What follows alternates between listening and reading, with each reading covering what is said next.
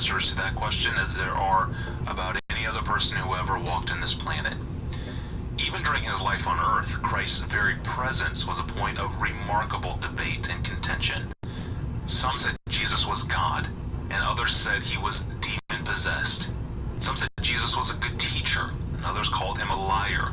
Some said he was brilliant, and others labeled him insane. Jesus was applauded as a prophet, and he was dismissed as a babbling blasphemer. So who is this Jesus? In the words of Hebrews chapter 1, verse 3, we are told that Jesus is the radiance of the glory of God and the exact imprint of his nature. In a 1996 sermon, John Piper answered this age-old question: who is Jesus? Who is it that sat down at the right hand? Who is it that went to the cross? Who is it that was buried and rose again? Who is it that upholds all things by the word of his power? Who is Jesus Christ? He is the exact representation of the divine nature, or of God's nature. What does that mean? Jesus said, if you've seen me, you've seen the Father. Paul said, he is the image of the invisible God. But you know what? You could say that sentence, he is the exact representation of the nature of God, and be absolutely wrong in the way you think about it.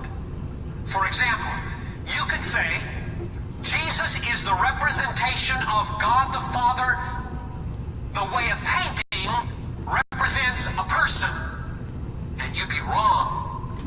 You could say Jesus represents the nature of God the way an authorized letter from a king represents the king, and you'd be wrong. Or you could say Jesus Christ, the Son of God, is the exact representation of God the Father, in that a wax mold has an impress, and it perfectly represents the ring, and you'd be wrong. And the reason we know that would be utterly inadequate to talk that way is because the first phrase tells us how he is a representation, and it isn't any of those. He is an exact representation of the Father in that he is the radiance of his glory. He represents the glory of God the way radiance represents glory. That's very different than a painting representing a person, a letter, a king, a wax mold, and a ring. Radiance coming out from a light, streaming down from the sun, is not another thing. It's not a different essence than the thing. The radiance of glory is the glory radiating. That's the profound thing to get a handle on here. Christ is not other than God, representing God. He is God representing God. He is the Father streaming out in glory, standing forth in another person whose essence is the same divine essence. We're talking mystery here, I realize. We won't begin to exhaust this or end it, but we can see a little bit. The window can be cracked enough so that we can worship aright and not make heretical statements about the Son being a creature or a mere prophet. There is no time, let's compare him with the sun radiating out its beams. There is no time when the sun exists that its radiant light does not exist.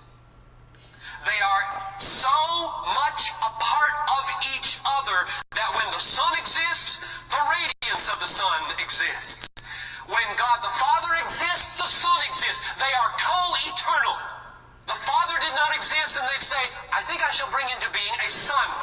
That is not the way it happened. He is eternally begotten, eternally streaming out. Where there is light, there are rays. Where there is God, there is a Son of God. This radiance is the glory radiating out. It is not essentially different. The Son of God is God. He is not by nature another being. He is not created or made. Compare this this because I was using one the other night getting my tax stuff ready. Plug, plug, plug. And I asked Barnabas, where's the off switch here? Pushing at this on switch. He says, it's a solar calculator. I said, oh, just put it back in the cover. It goes off. Now what that means is that when the sun or the light in my dining room shines on this little window, a little black number appears. Now, it'd be fair to say that the light created that, or made it, produced it in some way. And that number is not the light. So don't ever think of the Son of God like the numbers on a solar calculator. That God made the sun. He brought the sun into being like that. The sun is the light shining on the world and making the world. He is begotten, not made, the old creeds say. The point being that you beget like. Humans beget humans, dogs beget puppies, cats beget kittens, and God begets God. Lastly, it is by means of the rays of the light that we see light. In the first service at this point, the sun came out and a big beam just landed on about 40 people right there. It was unbelievable. It was great. And I said, now you know what? If you try to look up through that window in the sun, first of all, it'll blind you. Don't do that. And that's just a little reflection of God. God would blind you too. You have to have a means to see God. You have to have a mediator. The mediator is the Son of God, and the Son of God is the radiance of the glory of God. And I said, you know what? The light that is on your face right now arrived there 8 minutes after it left the sun. About 8 minutes ago, while I was preaching, it left the sun. These beams went out, and they landed right on our face. Now, if you look at those rays, you can actually see, if you put on the right glasses, you see a ball. Or at sunrise and sundown when it's safe, you can see a ball. Are you seeing the sun? Yeah, you're seeing the sun, but actually you're seeing 8 minutes later what the means of the sun's rays give to you to see. Right? I mean, we're together. This is 20th century. What we're seeing is a ball that's 8 minutes old, being mediated to us by light streaming over 93 million miles from the sun. But we're seeing the sun, folks. That's the sun. And when you look at Jesus Christ, you are seeing God.